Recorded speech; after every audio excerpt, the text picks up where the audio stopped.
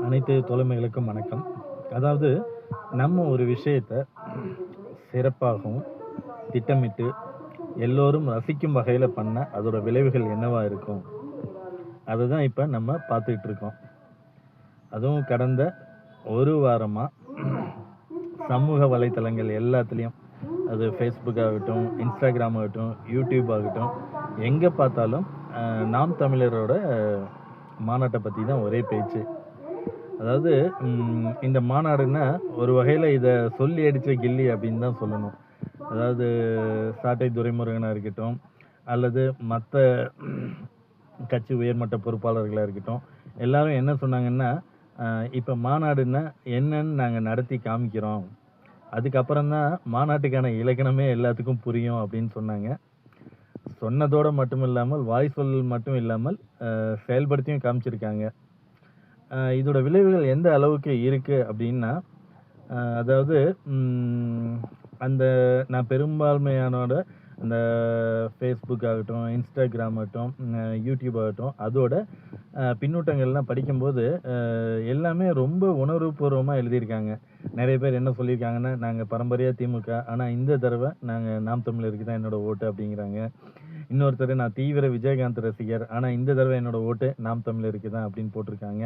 நான் தீவிர விஜய் ரசிகர். ஆனா என்னோட ஓட்டு வந்து நாம் தமிழருக்கு தான். நான் வந்து பிஜேபி ஆதரவாளர். அதுவும் உயர்மட்ட சாதி வகுப்பை சேர்ந்தவன். ஆனா இந்த தடவ என்னோட ஓட்டு நாம் தமிழருக்கு தான்.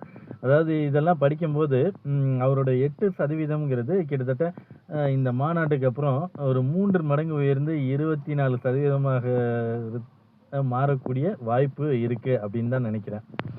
அதாவது இந்த மாநாட்டை இன்னொரு விஷயத்தோட ஒப்பிட முடியும். அதாவது ஒரு வரலாற்று நிகழ்வு தான் அதுவும். அதாவது 1970களில் பேரறிஞர் அண்ணா அவர்கள் நடத்தி காமிச்சாங்க. அதாவது நம்ம தமிழர்களோட மானத்தை நிரூபிக்கிற வகையில் சீரணி அரங்கத்தில் லட்சக்கணக்கான மக்களை கூட்டி எந்த ஒரு அசம்பாவிதம் இல்லாமல் சலசலப்பு இல்லாமல் கூட்டத்தை கூட்டி கலைந்து போக சொல்லியிருக்காரு. அதாவது அது அப்போ ரொம்ப சிறப்பாக பேசப்பட்டது. கிட்டத்தட்ட இந்நிகழ்வும் அந்நிகழ்வோட ஒப்பிடலாம். அதாவது ரெண்டுலேயுமே ஒரு சில ப்ளஸ் இருக்கு, மைனஸ் இருக்கு. அந்த காலத்தில் வந்து உணர்வுடையவர்கள், தமிழ் உணர்வு உள்ளவங்க, சுயமரியாதை, மானம் உள்ளவர்கள்லாம் நிறைய இருந்தாங்க. ஸோ அதனால் அப்படி ஒரு கூட்டத்தை கூட்டுறது சிறப்பான விஷயம் இல்லை. அதே சமயத்தில் இன்னைக்கு இருக்க அந்த கம்யூனிகேஷன் டெக்னாலஜிலாம் அப்போ இல்லை. அப்போ எந்த அளவு அவங்க முயற்சி பண்ணால் அவ்வளோ பெரிய கூட்டத்தை கூட்ட முடியும். அதுபோல தான் இப்போ வந்து கம்யூனிகேஷன் டெக்னாலஜி எல்லாம் இருக்கு. ஆனால் அந்த ஒரு சுயமரியாதை உணர்வோ தமிழ் பற்றோ உள்ள ஆட்கள் வந்து ரொம்ப கம்மியாகிட்டு வரோன்னு தான் நினைக்கிறேன். அப்படி இருக்கப்ப அதே அளவு எண்ணிக்கையில் கூட்டும்போது ரெண்டும் கிட்டத்தட்ட அதாவது தமிழர் என்று ஒரு இனம் உண்டு, தனியே அவருக்கு ஒரு குணம் உண்டு அப்படிங்கிறத மற்றும் ஒரு முறை நாம் தமிழர் மாநாடு நிரூபிச்சிருக்கு. பார்ப்போம். ஒரு பெரிய சிறியன்னு சொல்ல விட ஒரு பெரிய தீப்பொறியை உருவாக்கியிருக்காங்க. இந்த தீப்பொறியை அணையாம தேர்தல் நாள் வரைக்கும் எடுத்துட்டு போனாங்கன்னா ஒரு மிகப்பெரிய மாற்றம் வரத்துக்கு வாய்ப்பு இருக்கு. அதாவது இன்னும் சினிமா லாங்குவேஜில் சொல்லணும்னா என்ன சொல்றது, அதாவது மணிரத்னத்தோட ஆயுத பூஜை பட கிளைமேக்ஸா, அப்படி இல்லைன்னா புதிய மன்னர்கள் கிளைமேக்ஸா அப்படிங்கிறத அவளோட எதிர்பார்த்துட்டு இருக்கோம்.